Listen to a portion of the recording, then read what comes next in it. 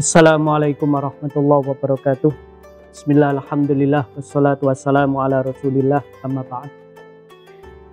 Pada bahasan hadis keempat, An Abi Abdurrahman Abdullah bin Mas'ud radhiyallahu anhu qala haddatsana Rasulullah sallallahu alaihi wasallam wa wasadiqul masduq.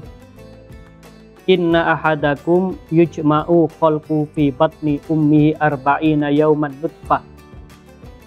Kita diciptakan oleh Allah, dikandung di dalam perut ibu selama 40 hari dalam bentuk nutfah.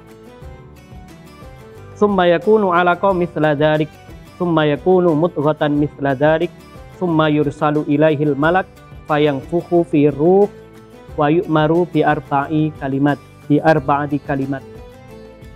Setelah dalam durasi 120 hari atau 3 kali fase 40 hari, maka Allah mengutus seorang malaikat lalu ditiuplah ruh. Dari sini kita dicatat 4 hal, yaitu bikat birizkihi wa ajalihi wa amalihi wa syakiyun au sa'idun. Yang dicatat adalah rizkinya, ajalnya, amalnya, dan penghujungnya apakah celaka atau bahagia. Fawallah alladzi la ilaha illa ghairu inna ahadakum la ya'malu bi amali ahli jannah. Bisa jadi ada orang itu yang kelihatannya beramal seperti ahli surga, hatta ma yakuna bainahu wa bainaha illa dhira'. Seakan-akan tidak ada peluang untuk masuk neraka, namun ternyata fayasbiku alaihil kitab. Ternyata ada catatan dari Lauh Mahfud bahwa dia ya'malu bi amali ahlin nar fayadkhuluha. Dia justru melakukan perilaku amalan seperti ahli neraka yang mengakibatkannya masuk neraka. Wa inna ahadakum la ya'malu bi amali ahlin nar hatta ma yakuna baina wa bainaha illa dhira'. Bisa jadi ada orang kelihatannya beraktivitas layaknya ahli neraka, sehingga seakan-akan tidak ada peluang masuk surga. Fayasbiqu alaihil kitab. Ternyata dalam catatan Lauh Mahfud disampaikan faya'malu bi'amali ahlil jannah fayadkhuluh. Dia beramal seperti ahli surga. Ini hadis tentang embriologi yang sudah ada di dalam Al-Quran, di dalam surat Al-Mu'minun secara panjang lebar dijelaskan tentang masalah embriologi. Nah, embriologi ini apabila kita tarik di dalam zaman sekarang, di momen bulan Ramadan adalah satu, bahwa manusia itu semua diciptakan dengan fitrah. Manusia itu laqad khalaqnal insana fi ahsani taqwim. Menurut Syekh Abdul Qadir Al-Jailani, yang dimaksud dengan fi ahsani taqwim adalah semua manusia di alam ruh ketika ditanya alastu bi rabbikum, apakah aku adalah Tuhan kalian? Semua roh manusia itu qalu bala. Mereka menjawab, semua roh manusia menjawab bahwa Allah lah Tuhan kita. Semua manusia itu pada dasarnya baik. Semua manusia itu diciptakan oleh Allah dalam keadaan fitrah. Maka konsekuensinya kita tidak perlu berputus asa apabila pada Ramadan sebelumnya ada yang kurang. Sebelum Ramadan ada kemaksiatan-kemaksiatan, kita tumbuhkan optimisme bahwa dalam diri kita ini ada cahaya ilahi, ada fitrah, yaitu potensi berbuat baik yang bisa kita semai di bulan Ramadan ini. Lalu yang kedua, sedari awal Islam memahami embriologi itu bukan hanya sekedar proses manusia. Di situ ada unsur ketuhanan. Ada masalah, Allah lah yang meniupkan ruh. Allah lah yang menetapkan rezeki. Allah lah yang menetapkan ajal. Allah lah yang nanti menentukan kita masuk surga atau neraka. Itu semua lebih ke arah ada jalinan kuat antara unsur manusiawi yaitu ikhtiar dan ada unsur ruhani dari Allah. Di dalam fikih-fikih disampaikan, apabila ada seseorang sedang hamil, maka dia disuruh untuk memperbanyak melakukan ibadah-ibadah. Ibu dijaga perasaannya, biar tidak sampai mengalami kesedihan berlebih, traumatis, dan yang lain-lain.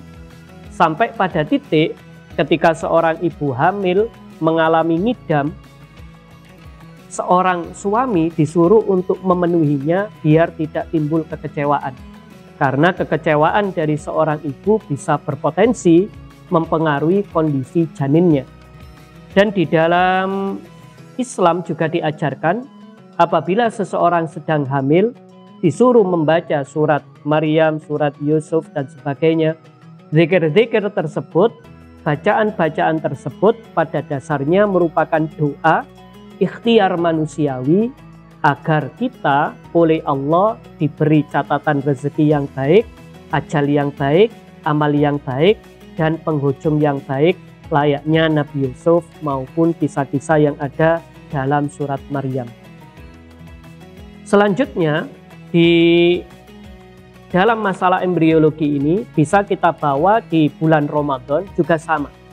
Bahwa kita ini hidupnya jalinan antara hidup bersama manusia juga hidup bersama Allah. Dalam Al-Quran disebutkan, Uhilla lakum laylatas siyami rafathu ila nisaikum. Kalau waktu malam hari kita diperkenankan untuk hubungan suami istri, di sisi lain ada lanjutan ayat, wala tubashiruhunna wa antum atifuna fil masajid. Kita juga perlu mengalokasikan waktu untuk iktikaf di bulan suci Ramadan. Maka jalinan antara amal-amal insani, hubungan manusia, makhluk dengan ibadah itu sama dengan yang terjadi di embriologi. Selanjutnya ada 4 hal yang ada di dalam catatan waktu fase di dalam rahim. Yang dicatat adalah rezeki, ajal, amal, dan kesudahan, apakah baik atau tidak. Semua ini pada dasarnya wewenang Allah Subhanahu wa Ta'ala. Akan tetapi dalam ajaran Islam disebutkan berdasarkan hadis, la yuraddul qada illa du'a. Dan dalam ayat-ayat maupun hadis juga disampaikan, amal itu bisa mempengaruhi takdir. Tentu apabila kita berusaha berbuat baik, berusaha menghindari yang buruk, maka insya Allah semua itu akan ada manfaatnya, bahwasanya apa yang kita lakukan akan berdampak, apakah kesudahan kita ini baik atau buruk, amal kita baik atau buruk, ajal kita ini panjang atau pendek, rezeki kita ini halal atau haram, itu semua ada kontribusi dari ikhtiar yang bisa kita lakukan. Dan makna terakhir dari hadis ini adalah kita disuruh mawas diri, yaitu tidak menganggap orang lain lebih buruk dari kita. Bisa jadi kelihatannya amalnya nerakawi, tapi justru dia itu penghuni surga. Di sisi lain ada orang-orang yang perilakunya seperti surgawi, tapi ternyata dia itu endingnya ahli neraka. Maka muncul sikap khauf dan roja. Kita melakukan sholat, melakukan puasa, melakukan ibadah dan yang lain-lain, itu karena berharap agar menjadi orang yang sa'idun. Namun pada saat yang sama, ketika melihat orang lain yang tidak melakukan itu, kita melakukan amar ma'ruf nahi mungkar tanpa menilai bahwa mereka pasti akan su'ul khotimah atau masuk neraka. Walhasil dengan demikian kita memadukan antara khauf dan roja. Ini beberapa poin yang bisa diambil dari hadis ini. Semoga ada guna manfaatnya. Wa'alaikum warahmatullahi wabarakatuh.